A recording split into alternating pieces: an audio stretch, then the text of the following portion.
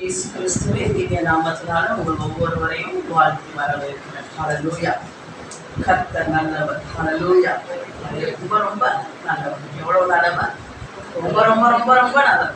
அதுக்கு அளவே கிடையாது இல்லையா? ஹல்லேலூயா. இன்னைக்கும் நம்ம வாழ்க்கையில ரொம்ப ரொம்ப ரொம்ப முக்கியம். அது எவ்வளவு இம்பார்ட்டன்ட்னாலும் போட்டுக்கலாம். அந்த அளவு முக்கியமான ஒரு சத்தியத்தை நம்ம பார்க்க போறோம்.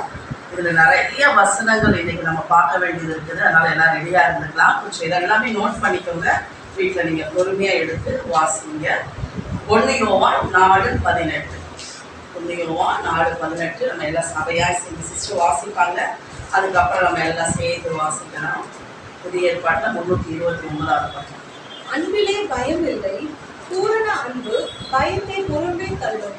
பயமானது வேதனை உள்ளது, பயப்படுகிறவன் அன்பில் பூரணப்பட்டவன் அல்ல. எல்லாரும் சேர்ந்து வாசிக்கலாமா? அன்பிலே பயம் இல்லை, பூரண அன்பு பயத்தை புறம்பே தள்ளும். பயமானது வேதனை உள்ளது, பயப்படுகிறவன் அன்பில் பூரணப்பட்டவன் அல்ல. 2 தீமோத்தேயு 1வது அதிகாரம் 7வது வசனம். எல்லாருக்கும் நம்ம தெரிஞ்ச வசனம் தான். 291வது பக்கம்.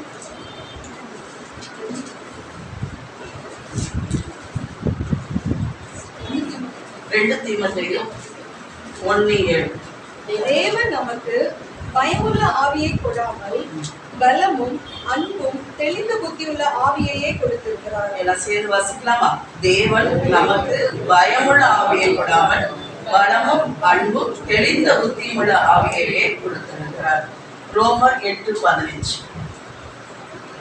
16வது பக்கம்.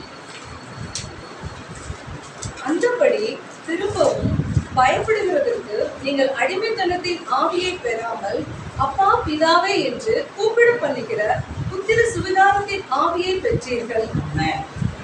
அந்தபடி திரும்பவும் பயப்படுகிறதற்கு நீங்கள் அடிமைத்தனத்தின் ஆவியை பெறாமல் அப்பா பிதாவே என்று கூப்பிடப்படுகிற புத்திர சுவிகாரத்தின் ஆவியை பெற்றீர்கள். ஆமென், ஆமென். ஹல்லேலூயா. அன்பிலே பூரண அன்பிலே பயம் இல்லை. ஹல்லேலூயா. பயமானது வேதனை உள்ளதா இருக்கிறார். ஹல்லேலூயா. இந்த வசனங்கள் எல்லாம் நம்மளுக்கு நல்லா தெரியும். பயமானது எப்படிப்பட்டதா? வேதனை உள்ளது. அது ரொம்ப மோசமா நம்மளை டார்ச்சர் பண்ணக்கூடியதா இருக்குது. அடுத்து பூரண அன்பு என்ன பண்ணுதான்? பயத்தை புறம்பே தள்ளுகிறது. ஹல்லேலூயா, ஹல்லேலூயா. அடுத்து மறுபடியும் வாசிக்கலாம். அன்பிலே பயம் இல்லை, பூரண அன்பு பயத்தை புறம்பே தள்ளும். பயமானது வேதனை உள்ளது, பயப்படுகிறவன் அன்பில் பூரணப்பட்டவன் அல்ல. அடுத்த ஆண்டவர் நம்மளுக்கு பயமுள்ள ஆவியவே கொடுக்கணும். அப்ப பயம் என்ன? ஒரு ஆவி. அது எப்படிப்பட்ட ஆவியா இருக்குது? ரோமர் 18 சொல்லும் போது திரும்பவும் பயப்படுகிறது அடிமைத்தனத்தின் ஆவி. பயம் எப்படிப்பட்ட ஒரு ஆவி? அடிமைத்தனத்தின் ஆவி. ஆண்டவர் நம்மளுக்கு அந்த அடிமைத்தனத்தின் ஆவியை கொடுக்கவே இல்லை. இன்றைக்கு உலகத்தை விட்டுலாம். நம்ம எல்லாருக்குள்ளேயும் அதிகமா இருக்கிறது என்னது? ஃபியர், பயம்தான் இல்லையா? ஆண்டவர் நம்மளுக்கு அந்த பயத்தவே கொடுக்குறேன் சொல்றாரு. நான் உங்களுக்கு பயமுள்ள ஆவியவே கொடுக்குறேன். நான் உங்களுக்கு என்ன ஆவியை கொடுத்துட்டேன்னு சொல்ற? அப்பா பிதாவே என்று கூப்பிடுகிற புத்திர சுவிகாரத்தின் ஆவியை தான் ஆண்டவர் நம்மளுக்கு கொடுத்திருக்கிறாரு. இன்றைக்கு நம்ம பார்க்க போறது என்னன்னா, கர்த்தருக்கு பயப்படும் பயம். இந்த பயத்தை ஆண்டவர் நம்மளுக்கு கொடுக்கல. ஆனா ஆண்டவர் நம்மளுக்கு ஒரு பயத்தை கொடுத்திருக்கிறாரு. அது எந்த பயம்னா, கர்த்தருக்கு பயப்படுகிற பயம். ஆனா இன்னைக்கு சபையானது கர்த்தருக்கு பயப்படுகிற பயத்தை புறம்ப தள்ளிட்டு மற்ற எல்லா பயங்களையும் வைத்திருக்கு. இன்னைக்கு அதை ஃபுல்லா டீடைலா நம்ம பார்க்க போறோம். இயேசு கிறிஸ்து ஒரு ஆவியில் அவர் செயல்பட்டார். ஏசாயா 11வது அதிகாரம் எடுத்துக்கொள்ளலாம். ஏசாயா 11வது அதிகாரம் 1வது வசனம் 2வது வசனம் வாசிக்கலாம். ஈசா என்னும் அடிமரத்திலிருந்து ஒரு துளிர் தோன்றி அது வேர்களிலிருந்து ஒரு கிளை எழுதி செழிக்கும். ஞானத்தையும் உணர்வையும் அருளும் ஆவியும் ஆலோசனையையும் பலனையும் அருளும் ஆவியும் அறிவையும் கர்த்தருக்கு பயப்படுகிற பயத்தையும் அருளுகிற ஆவியும் ஆகிய கர்த்தருடைய ஆவியானவர் அவர் மேல் தங்கி இருப்பார். ஆமென். ஈசா யாரு? தாவீதோட அப்பா. அங்க ஒரு வேர் கிளம்பி ஒரு கிளை எழும்பும். அது யாரை பத்தி சொல்லப்பட்டிருக்கிறது? இயேசு கிறிஸ்துவை பத்தி, மேசியா பத்தி சொல்லப்பட்டிருக்கிறது. அவர் மேல என்ன இருக்குமா? ஞானத்தையும் உணர்வை அருளுமாவையும், ஆலோசனையும் பலனையும் அருளுமாவையும், அடுத்து அறிவையும் கர்த்தருக்கு பயப்படுகிற பயத்தையும் அருளுமாவியுமாகிய கர்த்தருடைய ஆவியானவர் அவர் மேல் தங்கியிருப்பார். இயேசு கிறிஸ்து இந்த உலகத்துல இருந்தபோது அவர் ஒரு ஆவியில செயல்பட்டார். அவர் எந்த ஆவியில செயல்பட்டார்னா, கர்த்தருக்கு பயப்படுகிற பயத்தை அருளும் ஆவியாகிய பரிசுத்த ஆவியானவருடைய உதவியோடு யாரே செயல்பட்டாவாம்? இயேசுவே செயல்பட்டார். அப்ப நம்ம வாழ்க்கைக்கு எவ்வளவு முக்கியம் இல்லையா?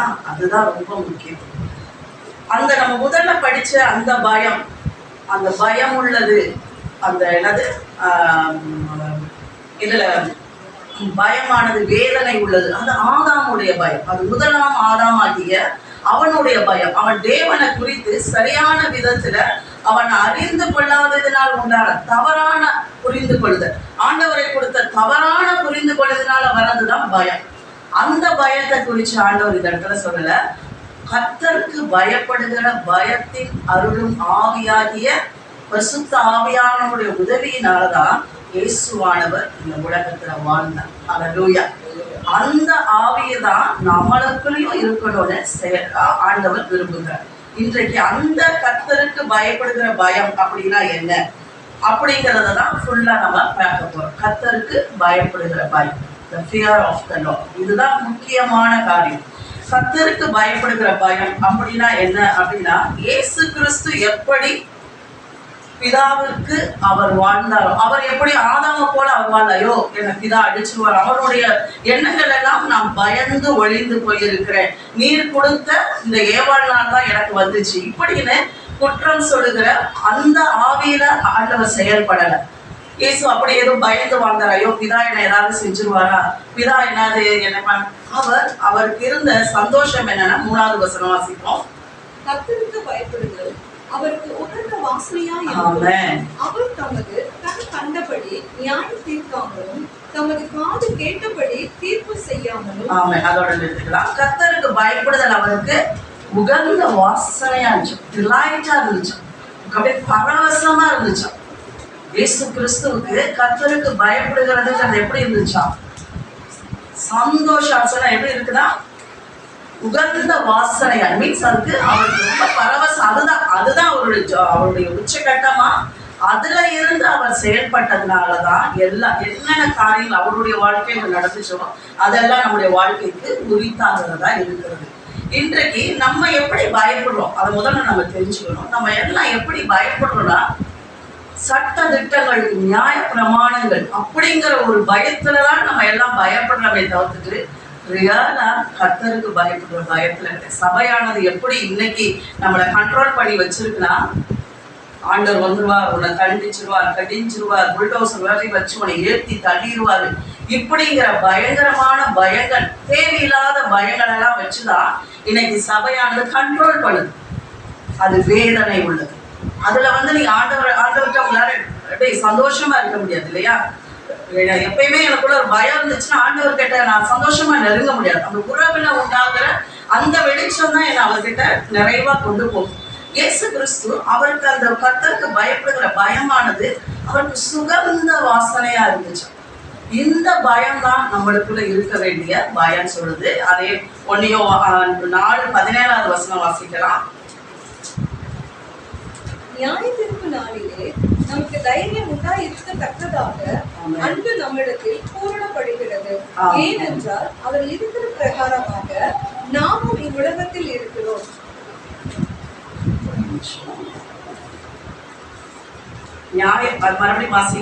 நியாயத்தீர்ப்பு நாளிலே நமக்கு தைரியம் உண்டாயிருக்கத்தக்கதாக அன்பு நம்மிடத்தில் பூரணப்படுகிறது.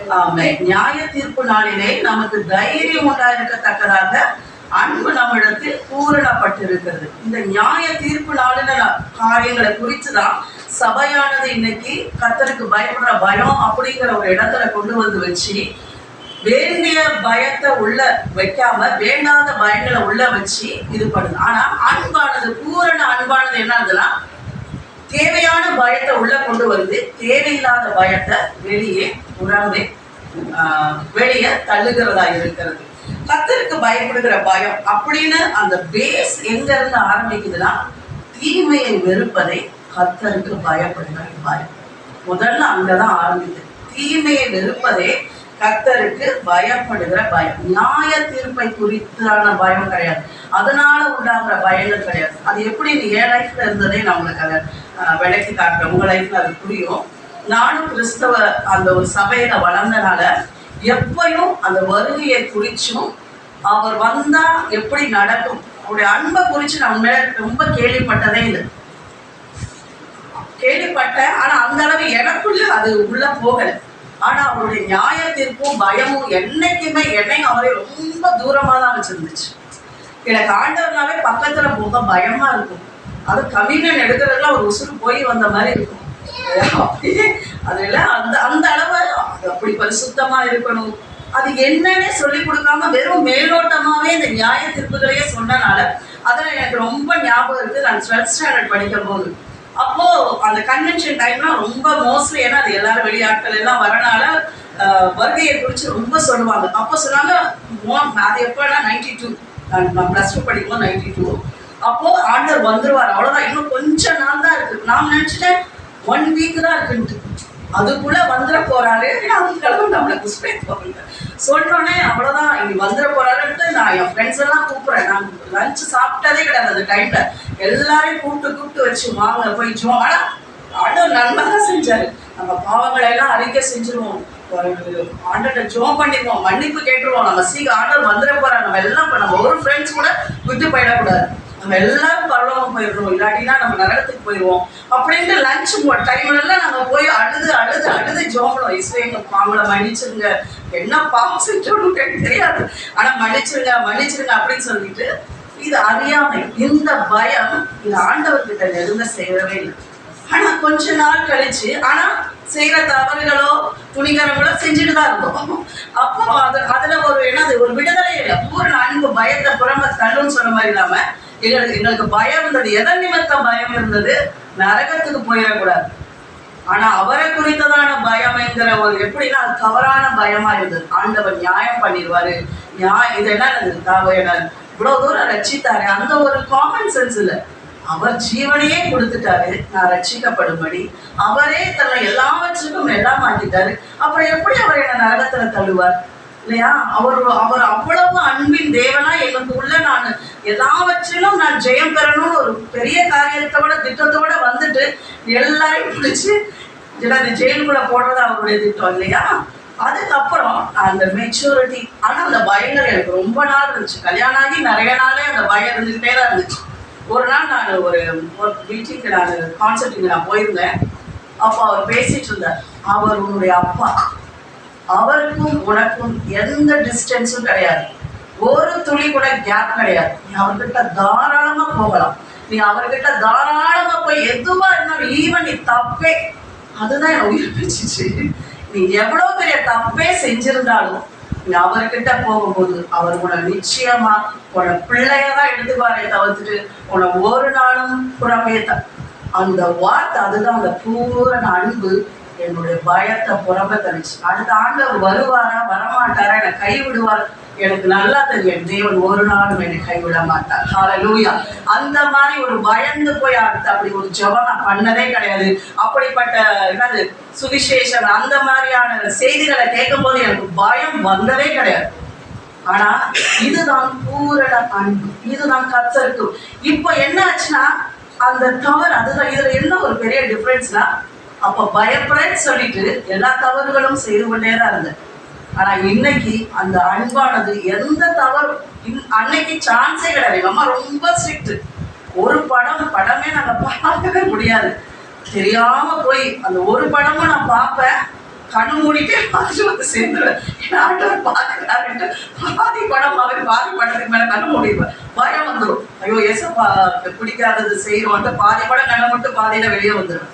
ஆனா இன்னைக்கு எல்லாம் பார்க்கவோ எல்லாமே நம்மளுக்கு சான்சஸ் எல்லாம் ஃப்ரீடம் கொடுத்துருக்காங்க. ஆனா அதுக்குள்ள போய் சிக்கிறதுக்கு எந்த ஒரு இருதயமும் இடம் கொடுக்க மாட்டேங்குது. ஏன்னா இதுதான் கர்த்தருக்கு பயப்படுகிற பயம். ஹல்லேலூயா. வேண்டாத பயங்கள் மீன்ஸ் நம்மளா நினைச்சுக்கிறோம் சில பயங்கள் பயப்படுறோம், இதெல்லாம் மேலோட்டமா. சில பேர் பார்த்தா அப்படியே ரொம்ப பயப்படுற மாதிரி ஆக்ட் பண்ணுவாங்க, ஒண்ணுமே இருக்காது, வெறும் தகரமா இருப்பாங்க. ஆனா கர்த்தருக்கு பயப்படுகிற பயமானது தீமையை உங்களை விட்டு வெறுக்க வைக்கும். ஹல்லேலூயா. எந்த ஒரு தீமையான காரியங்களுக்குள்ளும் நம்ம சிக்கிக்கொள்ளாதபடி காக்கும். ஹல்லேலூயா. யோசேப்புடைய வாழ்க்கையில் அதெல்லாம் பார்க்கணும். அவன் என்ன சொல்றான், நான் தேவனுக்கு பயப்படும் போது எப்படி தீமையானதை செய்வேன். இதுதான் இந்த கர்த்தருக்கு பயப்படுகிற பயம். என்னன்னா முதல்ல தீமையை வெறுக்க வைக்கும். இன்னைக்கு நம்ம வாழ்க்கையில நம்ம ஆராய்ச்சி பார்த்துக்கலாம். நான் உண்மையிலே கர்த்தருக்கு பயப்படுறேன்னா அல்லது மேலோட்டமா தான் இருக்கேனா, நியாயப்பிரமாணங்களுக்கு கீழே மீது நான் கட்டப்பட்டு நிற்கிறேனா, அல்லது உண்மையிலேயே இயேசு கிறிஸ்துவின் மேல் இருந்த கர்த்தருக்கு பயப்படுகிற பயத்தின் ஆவியினால நான் செயல்படுகிறேனா அப்படிங்கிறத நம்ம பார்க்கலாம். இன்னொரு காரியம் பார்க்கும்போது மோசே எப்படியா இருந்தான்? மோசே யாருடைய பிள்ளையா வளர்ந்தான்? பார்வோனுடைய குமாரத்தியா. அவன் பார்வோன் வீட்டிலேயே வளர்ந்தான். எப்படி எல்லா கலைகளையும் கற்று தேர்ந்தான். அவன் ஒரு ராஜா வீட்டு பிள்ளையா தான் வளர்ந்தான். இஸ்ரவேல் ஜனங்கள் எப்படி வாழ்ந்தாங்க? அவங்க அடிமைகளா வாழ்ந்தாங்க. ஆனா அடிமைகளா வாழ்ந்தா கூட அவங்க வெளியே வந்தோடனே அவங்களுடைய நினைப்பெல்லாம் எங்க இருந்துச்சு? திருப்பி அவங்க எகிப்தெல்லாம் நினைச்சாங்க. ஒரு நாள் கூட மோசே நான் எகிப்துக்கு போறேன்னு அவன் ஒன் டே ஒரு நிமிஷம், ஏன்னா அவன் தான் வாழ்ந்த வாழ்க்கை தான் பயங்கரமான வாழ்க்கை. இவங்கெல்லாம் அடிமைத்தனமா அடிப்பட்டு நொறுக்கப்பட்டு அவங்க சட்டை கிழிஞ்சு முதுகு கிழிஞ்சு அப்படி கஷ்டம். அந்த கஷ்டத்தையும் அவங்க என்ஜாய் பண்ணிட்டு தான் இருந்தாங்க. ஆனா மோசே ஒரு நாள் கூட அவன் எகிப்துக்கு போவான் திரும்பி போவான் ஒரு நாள் கூட நினைக்கவே இல்லை. இதுதான் அந்த பயப்படுகிற பயம் அவன் கர்த்தருடைய சமூகத்துல நெருங்கி சேருவதற்கு அவனுக்கு உதவி செஞ்சான். ஹல்லேலூயா. இந்த ஜனங்கள் எல்லாம் பயந்து இருதயத்துல வேண்டாத பயங்கள் அவங்க சுமந்தாங்க. ஆனா அவனுக்குள்ள இருந்த அந்த ரியல் உண்மையான பயப்படுகிற பயம் தேவ பிரசன்னத்துக்கு நேரம் இழுத்துட்டு போச்சு. அவன் ரொம்ப அந்த 40 வருஷமும் தேவ பிரசன்னத்திலேயே வாழ்ந்தான். ஹல்லேலூயா. எல்லாம் அவங்க பயப்படுறாங்க, எல்லாம் சொல்றாங்க, ஆண்டவர் வராரு, எங்களுக்கு பயமா இருக்கு, மோசே நீ பேசினா போதும், ஆண்டவர் வந்துடவே வேண்டாம் அப்படின்னு சொல்லி பயப்படுறாங்க. ஆனா அந்த பிரசன்னத்துக்குள்ள அந்த மேகத்துக்குள்ள தைரியமா எப்பொழுதுமே அந்த அதுதான் அவருக்கு டிலைட்டா இருந்துச்சு. படிக்கிறோம் அவருக்கு உகந்த வாசனையா. மோசே அந்த கர்த்தருக்கு பயப்படுகிற பயத்தினாலதான் உகந்த வாசனை. அவனுக்கு அந்த பிரசனங்கிறது தான் இன்பமா இருந்துச்சு. அவன் 40 நாள் மறுபடியும் 40 நாள் எப்பப்பாரு ஆண்டவர் கூப்பிட்டுருவாரு. மலைக்கு எப்படி போயிடுவான், ஈஸியா ஏறி இந்த ஸ்டெப்ல இந்த ஸ்டெப் ஏறி வந்தாலும் நம்மளுக்கு எப்படி இருக்கு? யாராவது சிரிச்சா கூட இருந்து ஒரு நிமிஷம் நின்றுட்டு கொஞ்சம் மூச்சு வாங்கிட்டு சிரிக்கிற அப்படிங்கிற அளவு இருக்கு. அவன் 120 வயசு வரைக்கும் அவனுடைய கண் பையனா தேவ பிரசனத்துல அந்த கர்த்தருக்கு பயப்படுகிற பயத்துல அந்த தேவ பிரசனத்துக்குள்ள இருக்கிற என்னது அந்த நன்மையாமல் ருசிச்சான். தீமையை வெறுப்பதை கர்த்தருக்கு பயப்படுற பயம். யோசேப்பு தான் அதுக்கு மெயினான ஒரு பெரிய பாடம் இல்லையா? அவனுக்கு உரிய எல்லாம் என்னது சான்ஸ் கிடைக்க சொல்றது கிடைக்காதவங்க எல்லா தப்புகளை தான் சொல்றேன். சான்ஸ் கிடைக்காதவங்க எல்லா தப்பான சான்ஸ் எல்லாம் உண்டு. அவனுக்கு தப்பு பண்ற எல்லா சான்ஸ் 100% எப்படி ஒரு ஃப்ரீடமான ஒரு இடம் மாதிரி இருக்கிற ஒரு இடம். அவன் தப்பு செய்யலாம், அவனால எல்லாம் முடியும். ஆனா அவன் என்ன சொல்றான்? கர்த்தர் என்னை காண்கின்றார். இந்த ஒரே ஒரு பயம் உங்களுக்கு இருந்தா போதும். இன்னைக்கு ஆண்டவர்கிட்ட அதை தான் ஜெயிச்சுட்டே வந்தேன். ஆண்டவரே இந்த சபைக்கு எனக்கு தான் இந்த வாரமெல்லாம் எனக்காண்டி ரொம்ப அதிகமா ஜெயிச்சேன். ஏன்னா நான் இல்லாம இங்க வர முடியாது. அப்போ இந்த ஒரு பயம் எங்க சபையில இருந்தா போதும் ஆண்டவர். ஹல்லேலூயா. ஏன்னா தீமையை வெறுக்கணும். இந்த நாட்கள்ல தீமைய ரொம்ப லைட்டா ஆக்கிட்டாங்க இல்லையா? தீமைங்கிறது தீமையே கிடையாது அப்படிங்கிற எல்லாம் ஜட்ஜ்மெண்டல் ஆயிடுச்சு பயங்கரமா. இது என்ன தப்பு, இதுல என்ன இது என்னால என்ன, அதெல்லாம் சின்ன பிள்ளைங்கலாம் அப்படிதான் இருக்கும், பெரிய வேணாம், இப்படி ஒவ்வொருத்தவங்க கேட்டகரிக்கும் ஒரு காரியங்களை நியாயம் பண்ண ஆரம்பிச்சிட்டாங்க. அப்போ உண்மையா கர்த்தருக்கு பயப்படுற பயனா என்னன்னே தெரியாத அளவுக்கு கிறிஸ்துவ குடும்பமானது ரொம்ப லெத்தாஜிக் ஆயிடுச்சு. அதனாலதான் ஏன் குழப்பங்கள், ஏன் சபைகள்ல வளர்ச்சி ஆண்டவர் எதிர்பார்த்த. இப்ப சபைகள்ல என்ன நினைச்சுக்கிறாங்க, நிறைய ஜனம் வராங்க அதனால பெரிய வளர்ச்சி, நிறைய மீட்டிங்ஸ் நடத்துறோம், அதனால வளர்ச்சி, பெரிய பெரிய அடுத்த ப்ரோக்ராம்ஸ் போட்டுக்கிட்டே இருக்கிறோம், அதனால வளர்ச்சி அப்படியெல்லாம் நினைச்சுக்கிறாங்க. அதெல்லாம் கிடையாது.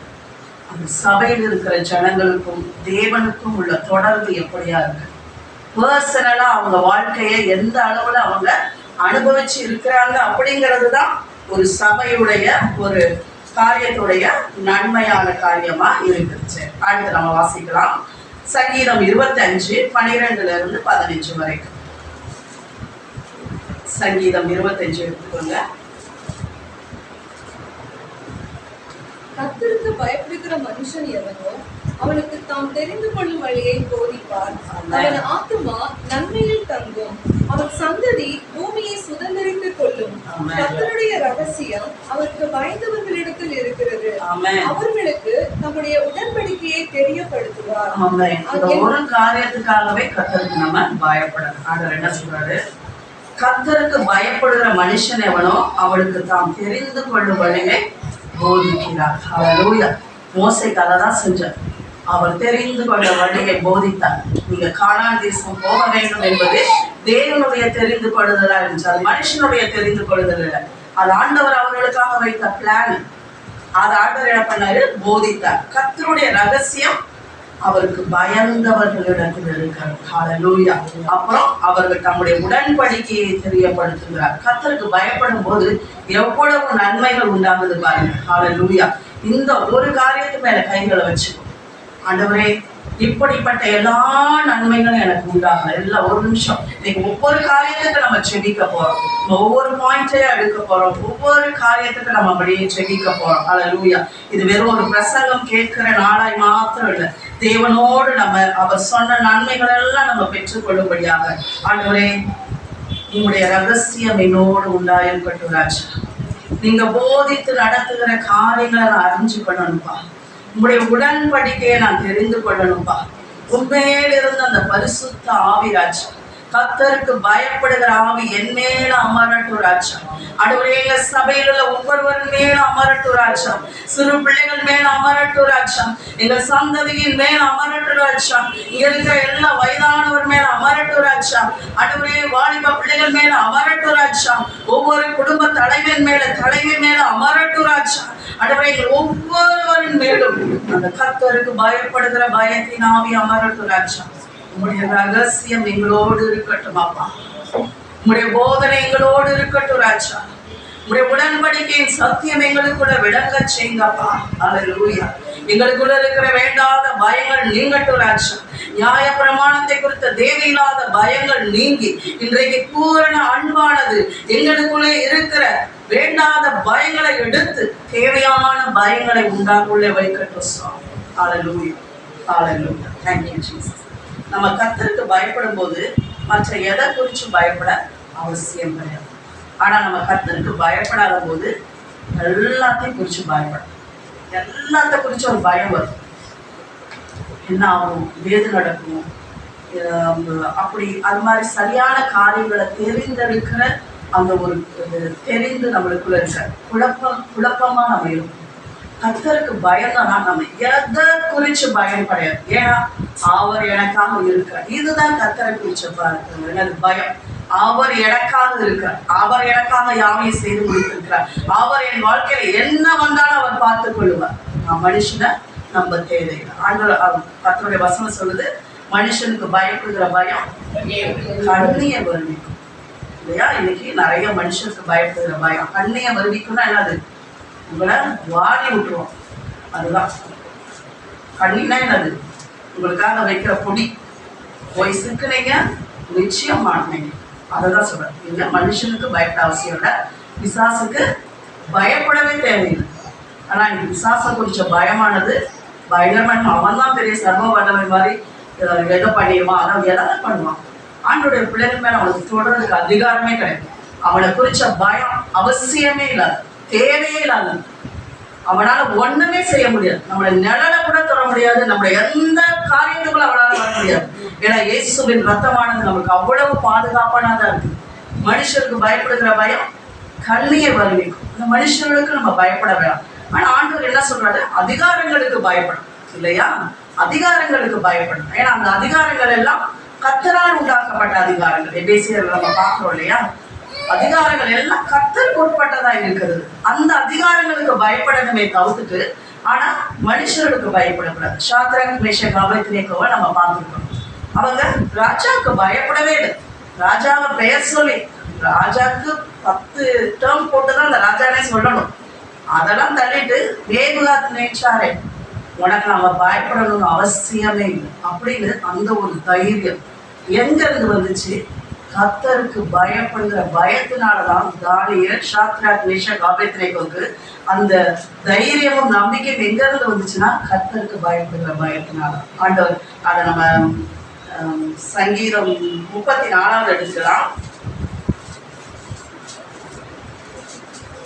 7வது வசனம் படிக்கலாம். கர்த்தருடைய தூதர் அவருக்கு பயந்தவர்களை சூழப்பாளையம் இறங்கி அவர்களை விடுவிக்கிறார். வரிசையா வாசிக்கலாம், தொடர்ந்து வாசிக்கலாம். கர்த்தர் நல்லவர் என்பதை ருசித்து பாருங்கள். அவர் மேல் நம்பிக்கையா இருக்கிற மனுஷன் பாக்கியவான். கர்த்தருடைய பரிசுத்தவான்களே, அவருக்கு பயந்திருங்கள். அவருக்கு பயந்தவர்களுக்கு குறைவில்லை. சிங்கக்குட்டிகள் காட்சி அடைந்து பட்டினியா இருக்கும். கர்த்தரை தேடுகிறவர்களுக்கோ ஒரு நன்மையும் குறைவுபடாது. பிள்ளைகளே, வந்து எனக்கு செவி கொடுங்கள். கர்த்தருக்கு பயப்படுதலை உங்களுக்கு போதிப்பேன். ஆமென், ஹல்லேலூயா. சாத்ராக் மேஷக் ஆபேத்நேகோ உயர்ந்த பதவியில இருந்தாங்க. தானியேல் அவங்களுடைய சொப்பனத்தினால உயர்த்தப்பட்டான். உயர்வுக்கு அவங்களுடைய வரங்கள் உதவி செஞ்சாலும் அவங்களுடைய வாழ்க்கையை காக்கிறதுங்கிறது என்னது? கர்த்தருக்கு பயப்படுகிற பயம்தான். ஒரு எப்பயும் வரங்கள் கிஃப்ட்ஸ் எல்லாம் நம்மளை ஒரு மேன்மைக்கு கொண்டு போகும், ஒரு இடத்துக்கு நம்மளை உயர்த்திட்டு போகும். ஆனா நம்மளுக்கு என்றைக்கும் அந்த மேன்மையிலே நம்மளை காக்கிறது என்னன்னா கர்த்தருக்கு பயப்படும். அதனாலதான் அந்த இந்த இன்றைக்கு சாத்ராக் மேஷக் ஆபேத்நேகோ காக்கப்பட்டதுக்கு இதுதான் காரணம். கர்த்தருடைய தூதன் அவர்களை பயந்தவர்களை சூழ பாளையம் இறங்கி அவர்களை விடுதலையாக்குகிறார். 7 மடங்கு சூழ ராஜா கண்ணுக்கு முன்னா பார்த்துட்டு இருக்கிறான். 1 மடங்கு இல்ல, 7 மடங்கு சூளை அக்கினி எளியப்பட்டுருச்சு. இவங்க 3 பேரையும் கொண்டு போய் போடுறாங்க. ஆனா பட்சிக்கிற அக்கினியா அங்க தேவதூதனானவர் இயேசுவானவர் இறங்கினார். ஹல்லேலூயா. அவர் பட்சிக்கிற அக்கினியவே பட்சிக்கிற அக்கினியா எங்களை இறங்கினார். ஹல்லேலூயா. அந்த கர்த்தருக்கு பயப்படுகிற பயம் எப்படி இருக்குன்னா நமக்கு நன்மை செய்கிறதா இருக்கும். ஆனா அவங்கள தூக்கிட்டு வந்தவங்களெல்லாம் எப்படி என்ன பண்ணிச்சு? அவங்கள பட்சிச்சு போட்டுச்சு. அடுத்த ராஜா என்ன சொல்றாரு? இவனை கட்டுனவன் இவனுக்கு விரோதம்னா எழுப்பி வாங்க அப்படின்னு சொல்லி ஈவன் அந்த இடத்துக்கு கூட அவங்க போகல. போறதுக்கெல்லாம் எரிஞ்சு போயிட்டாங்க. அடுத்து கர்த்தர் நல்லவர் என்பதை ருசித்து பாருங்கள். அவர் மேல் நம்பிக்கையா இருக்க மனுஷன் பாக்கியவான். கர்த்தருடைய பரிசுத்தவான்களே, அவருக்கு பயந்துருங்கள். பயந்தவர்களுக்கு குறைவில்லை. கர்த்தருக்கு பயப்படுறவங்களுக்கு என்ன கிடையாதான்? குறைவே கிடையாது. இந்த 2 பாருங்களேன். கர்த்தருக்கு பயப்படுகிற பயம், கர்த்தருக்கு பயப்படுகிற பயம், நடுவுல கர்த்தர் நல்லவர் என்பதை ருசித்து பார்க்கிற கிருபை. கர்த்தருக்கு பயம், கர்த்தரோட இருக்கிற பயம் இருந்தாதான் அவர் நல்லவருங்கிறதே நம்மளால ருசித்து பார்க்கணும். சாண்ட்விச் மாதிரி கர்த்தருக்கு பயப்படுகிற பயம்தான் அவர் நல்லவர் என்று. இப்போ எப்படி அவர் நல்லவர் என்பதை வாழ்க்கையில ருசிக்க முடியும்னா எனக்கு கர்த்தருக்கு பயப்படுகிற பயமானது எனக்குள்ள இருக்கணும். அப்பதான் சொல்றாரு, சிங்கக்குட்டிகள் காட்சி அடைந்து பட்டினியா இருக்கும். கர்த்தரை தேடுவதற்கும் ஒரு நன்மை தேடுதலுக்கும் அப்படிங்கிறது இந்த இடத்துல எதை பற்றி சொல்லப்பட்டிருக்குன்னா கர்த்தருக்கு பயப்படுகிறவர்களுக்கும் ஒரு நன்மையும் குறைவுபடாது. ஹல்லேலூயா. நம்ம கர்த்தரை தேடுவோம்னா கர்த்தருக்கு பயப்படணும். ஒரு நன்மையும் குறைவுபடாது. எந்த நன்மையும் குறைபடாதபடிக்கு கர்த்தர் நம்மளை பாதுகாத்துக் கொள்ளுகிறவராக இருக்கிறார். ஹல்லேலூயா. இன்னைக்கு நம்ம ஒரு சில கர்த்தருக்கு பயப்படுகிறதுனால நம்மளுக்கு உண்டாகிற நன்மைகள் இதைதான் நான் ஃபுல்லாக நீங்க சொல்லணும்னு நினைச்சேன். இதை தொடர்ந்து நம்ம பார்க்கலாம். இது நிறைய இருக்குது. நான் ஒரு 10 காரியத்தை நான் லிஸ்ட் பண்ணியிருக்கிறேன். நீதிமொழிகள் 8:13 வாசிக்கலாம். எல்லாரும் சேர்ந்து வாசிக்கலாம். நீதிமொழிகள் 16:6 வாசிக்கலாம். 8:13 நீதிமொழிகள் எல்லாரும் எடுத்து வச்சுக்கோங்க. அந்த பகுதிகள் தான் நம்ம ஃபுல்லா பார்க்க போறோம். தீமையை வெறுப்பதே கர்த்தருக்கு பயப்படும் பயம். பெருமையையும் அகந்தையும் தீய வழியையும் புரட்டு வாயையும் நான் வெறுக்கிறேன். ஆமென். 16:6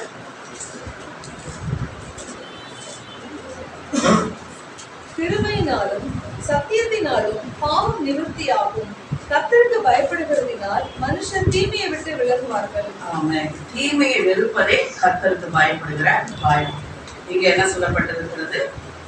கிருபையினாலும் சத்தியத்தினாலும் பாவம் நிவர்த்திய கர்த்தருக்கு பயப்படுதல் மனுஷர் தீமை விட்டு விலகுவார்கள். ஹல்லேலூயா. இதுதான் ஃபர்ஸ்டே சொன்னேன். தீமையை வெறுப்பதுதான் கர்த்தருக்கு பயப்படுகிற பயம். ஹல்லேலூயா.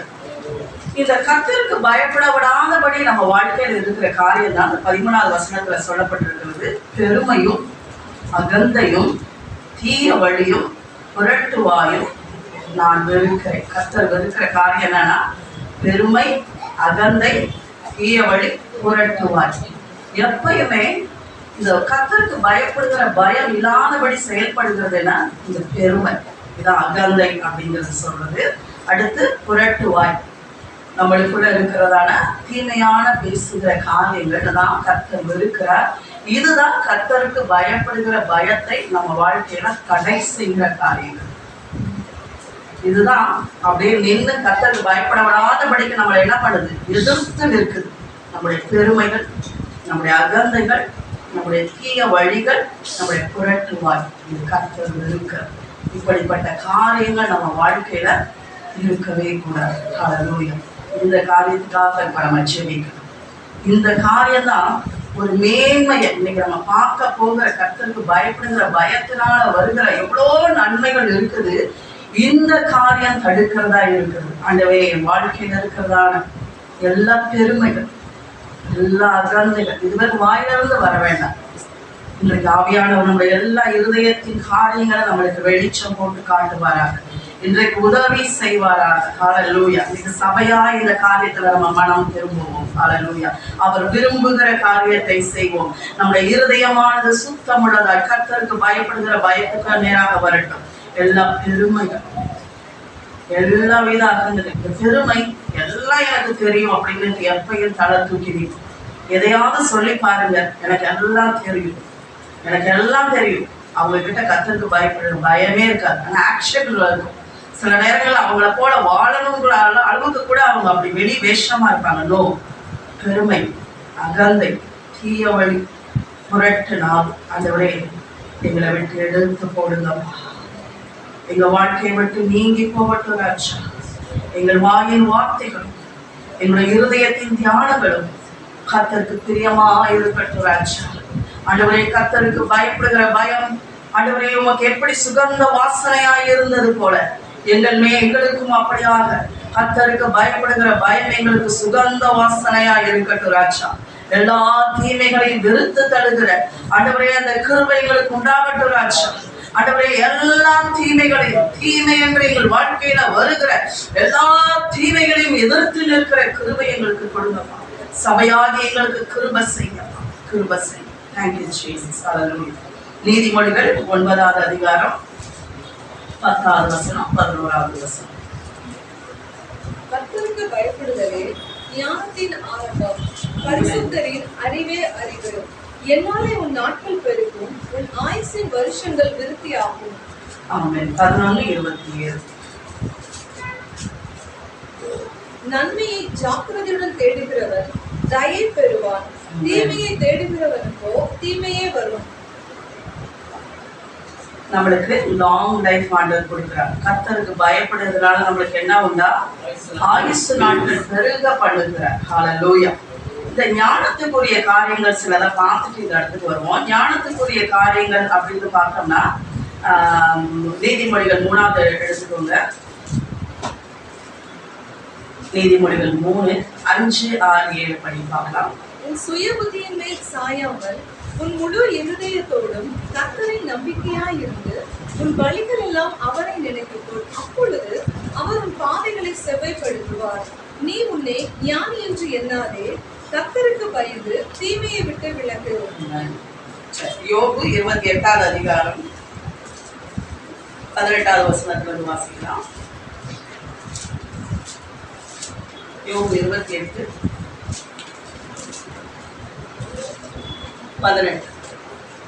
பவளத்தையும் ஸ்படிகத்தையும் அத்தோடை ஒப்பிட்டு பேசலாகாது.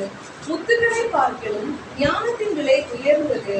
எத்தியோப்பியாவின் புஷ்பராகம் அதற்கு நிகரல்ல, பசு பொன்னும் அதற்கு சரியல்ல. ஞானத்துக்கு பார்க்கலாம், பொன்னையும் பளிங்கும் அதற்கு ஒப்பல்ல, பொன்னாபரணங்களும் அதுக்கு ஒப்பினா. ஞானத்துக்கு இதெல்லாம் ஒப்பானதே கிடையாது. பவளமும் படிக்க பச்சையும் அதோட ஒப்பிட்டு பேசவே முடியாது. எத்தியோப்பியாவே புஷ்பராகமும் அதற்கு நிகரல்ல, பசு பொண்ணும் அதற்கு சரியல்ல. சரியானது நிகரே கிடையாது. ஞானங்கிறது அது ஒரு தனி ஸ்பெஷல் பொருள். அப்போ அந்த ஞானம்னா என்ன அப்படிங்கறது தான் 28வது வசனத்துல சொல்றாரு. மனுஷனை நோக்கி ஞானம்னா என்ன? மனுஷனை நோக்கி இதோ ஆண்டவருக்கு பயப்படுவதே ஞானம், பொல்லாப்பை விட்டு விலகுவதே புத்தி என்று சொன்னார். ஆமென். ஞானம் என்னவா? கர்த்தருக்கு பயப்படுதலே ஞானம், பொல்லாப்பை விட்டு விலகுவதே புத்தி. இது நல்ல ஈஸியான வசனம் தான். 28 நல்லா அது மனசுல வச்சுக்கோங்க. இது ரொம்ப முக்கியமா உங்க பிள்ளைகளுக்கு இன்னைக்கு போய் அந்த வசனத்தை சொல்லிக் கொடுங்க. நீங்களும் மனப்பாடம் பண்ணுங்க. யோபு 28:28 மனுஷனை நோக்கி, நம்ம எல்லாரும் மனுஷனை நோக்கி ஆண்டவர் சொல்றார், இதோ ஆண்டவருக்கு பயப்படுவதே ஞானம், பொல்லாப்பை விட்டு விலகுவதே புத்தி என்றார். ஞானத்துக்குரிய காரியங்கள்லாம் என்னன்னா தீர்க்க ஆயுசு, கணம், இவை எல்லாமே ஞானத்துக்குரிய காரியங்களா இருக்கிறாங்க. இடது கையில தீர்க்காயுசும் செல்வமும் இருக்குது. ஆனா அந்த ஞானம் எங்க இருந்து தொடங்குது? ஞானத்துக்குரியதுதான் இது எல்லாமே. இந்த என்னது இந்த காரியங்கள் எல்லாமே கணம், புகழ்ச்சி, இது எல்லாமே ஞானத்துக்குரியதா இருக்கிறது. செல்வம் எல்லாமே ஞானத்துக்குரியதா இருக்குது. ஆனா இந்த ஞானம் எங்க இருந்து ஆரம்பிக்குது? கர்த்தருக்கு பயப்படுகிறதே அதுதான் ஞானத்தோட ஆரம்பமே இங்க உண்டாகுது.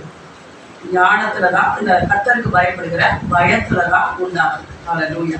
அதனால கர்த்தருக்கு பயப்படும் போது நம்மளுக்கு என்ன உண்டாகுதுன்னா நீடித்த ஆயுசு நாட்கள். ஹல்லேலூயா. நம்மளுடைய ஆயுசு நாட்களுக்குள்ள வியாதி வருமோ, பலவீனம் வருமோ, நம்ம குறைஞ்ச நாட்கள்ல இறந்துருமோ? கிடையாது. ஆண்டவர் நம்மளுக்கு நீடித்த ஆயுசு நாட்களை வர்த்திக்க பண்ணுகிறார். இதை என் லைஃப்ல நான் பார்த்துருக்கேன். எத்தனை பேரை நான் இதில் நான் பார்த்துருக்கேன். எனக்கு தெரிஞ்சு கர்த்தருக்கு இன்னொரு காலத்துக்கு இப்போயும் அவங்க 85 அந்த மாதிரிலாம் கிராஸ் பண்ணி 87, 90 கிராஸ் பண்ணி நிறைய பேரை எங்க சர்ச்சில் நான் பார்த்துருக்கேன். கர்த்தருக்கு பயப்படுகிற பயம் உண்மையிலே நீடித்து அவங்க ஏதோ இருந்து வியாதியா கிடையாது.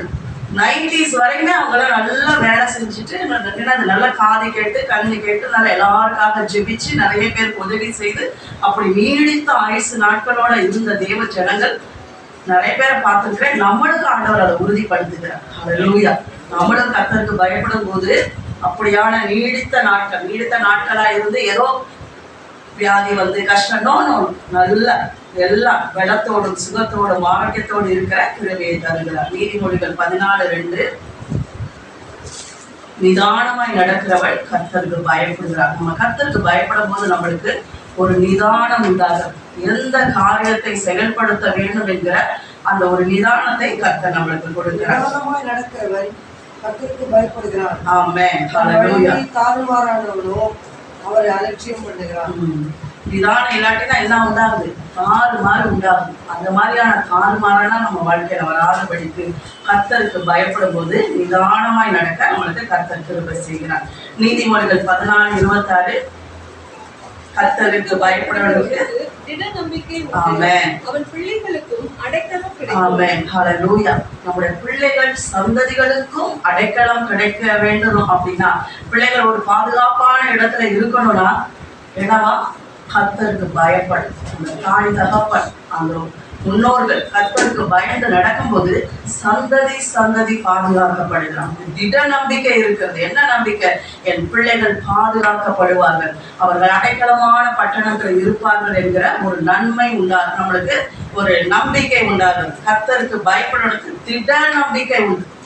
என்ன நம்பிக்கைனா என் பிள்ளைகளுக்கு நிச்சயம் அடைக்கலம் கிடைக்கும், என் பிள்ளைகளை நிச்சயம் பார்த்துக் கொள்வார், என் பிள்ளைகளுக்கு வேண்டிய காரியங்கள் எல்லாம் கர்த்தர் பார்த்துக் கொள்வார் அப்படிங்கிற நன்மை உண்டாகிறது. நீதிமொழிகள் 14:27 கர்த்தருக்கு பயப்படுதல் ஜீவ ஊற்று, அதனால் மரண கண்ணிகளுக்கு தப்பலாம். ஆமென். என்னவா? அதுதான் ஜீவ ஊற்றே. நம்முடைய ஊற்றே எங்க ஆரம்பிக்குது? நம்முடைய ஜீவனின் ஊற்றே இந்த இடத்துல தான் வச்சுட்டாராங்க. கர்த்தருக்கு பயப்படுறதுதான். அந்த ஜீவன் புறப்பட்டு வந்துச்சுன்னா போதும், எல்லா இடத்தையும் அதை ஆசீர்வதிச்சிடும். அதை எந்த இடத்துக்குள்ளதான் வச்சிருக்கிறார் ஆண்டவர்? கர்த்தருக்கு பயப்படுகிற பயத்துலதான் ஆண்டவர் வச்சிருக்கிறார். நீதிமொழிகள் 22:4 தாழ்மைக்கும் கர்த்தருக்கு பயப்படுதலுக்கும் வரும் பலன் ஐஸ்வர்யமும் மகிமையும் ஜீவனுமா. ஆமென். நான் அப்பயே உங்களுக்கு சொன்னேன், கர்த்தருக்கு பயப்படுறதுனால வரும் பலன் ஐஸ்வர்யம், மகிமை, ஜீவன். ஹல்லேலூயா. என்னென்ன காரியங்கள் ஆண்டவர் நம்மளுக்கு தருகிறாரு? ஐஸ்வர்யம், மகிமை, ஜீவன் எல்லாமே கர்த்தருக்கு பயப்படுகிற அந்த ஒரு பெட்டகத்துக்குள்ளதான் இது எல்லாத்தையும் போட்டு வச்சுட்டாரு. ஆனா இந்த காரியத்துலதான் நம்ம அதிக கவனம் செலுத்தணும். கர்த்தருக்கு நான் சம்பாதிக்கணும், நான் பெருசாகணும், இதெல்லாம் செகண்டரி எடுத்துட்டு முதல்ல நான் கர்த்தருக்கு பயப்படணும். ஏன்னா அதுக்குள்ளதான் ஜீவ ஊற்று இருக்குது, அதுக்குள்ளதான் நீடித்த ஆயுசு நாட்கள் இருக்குது, அதுலதான் நிதானமா வாழ்ற காரியங்கள் இருக்குது, நம்மளுக்கு எல்லா நன்மைகளும் அதுல இருக்குது. அப்படிங்கும் போது அதுலதான் நம்ம என்ன பண்ணணும்? கவனம் செலுத்தணும். நீதிமொழிகள் 23:17-18. உன் மனதை பாவங்கள் மேல் பொறாமை கொள்ள விடாதே, நீ நாடோறும் கர்த்தரை பற்றும் பயத்தோடு நிச்சயமாகவே முடிவு உண்டு, உன் நம்பிக்கை வீண் போகாது. ஆமென். எல்லாருக்கும் 18வது வசனம் எல்லா வீட்லயும் வச்சிருக்கோம். நம்மளுக்கு தெரிய ரொம்ப பிடிச்ச வசனம் என்னது? நிச்சயமாகவே வீண் போகாது. ஆனா அதுக்கு முன்னாடி என்ன சொல்லிருக்காரு? அவர் ஒரு நாள் பார்க்கறது இல்லை. சொல்லுங்க. உன் மனதை பாவிகள் மேல் நீ நாடோறும் கர்த்தரை பற்றும் பயத்தோடு. இதுதான் அதுக்குள்ள இருக்கிற சீக்ரெட். நீ எவ்ரிடே நாடோறும் எல்லா டேவும் எப்படி இருக்கணுமா? கர்த்தருக்கு பயப்படும் பயத்தோட இரு. அப்ப நிச்சயமாகவே முடிவுண்டு உன் நம்பிக்கை வீண் போகாது. ஹல்லேலூயா. நம்முடைய நம்பிக்கை வீண் போகாம நிச்சயமா எல்லா காரியத்திலையும் ஒரு முடிவுண்டாக வேணும்னா கர்த்தருக்கு பயப்படுகிற பயத்துலதான் இருக்கு. ஹல்லேலூயா. அந்த கர்த்தருக்கு பயப்படுகிற பயம் எந்த பயம்? இயேசு கிறிஸ்து செயல்பட்ட பயம், பரிசுத்த ஆவியானவர் இருந்து அவருக்கு உதவி செய்ய அந்த பயம். ஆதாமியுடைய பயம் இல்லை, நியாய தீர்ப்பின் பயம் கிடையாது. எனக்குள்ள ஒரு அன்பின் நிமித்தமாக வருகிற கர்த்தருக்கு பயப்படுகிற பயம். ஹல்லேலூயா. அடுத்து பார்க்கலாம். நீதிமொழிகள் 31:30.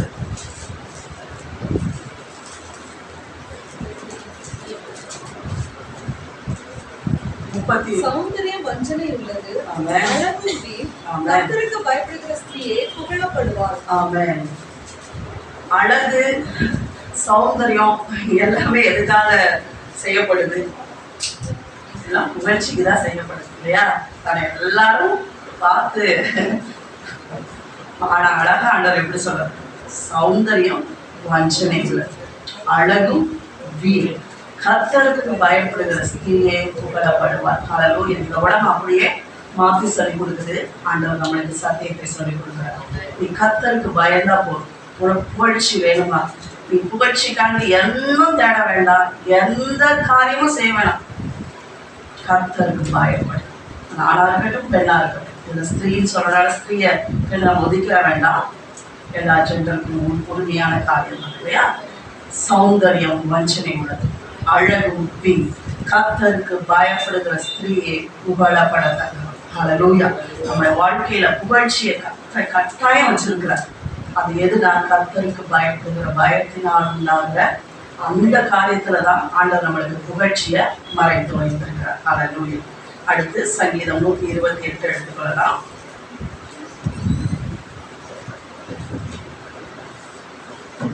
இது குடும்பங்களுக்கு கர்த்தர் சொல்லுகிற ஆசீர்வாதம் சங்கீதம் நம்ம எல்லாருக்கும் தெரியும்.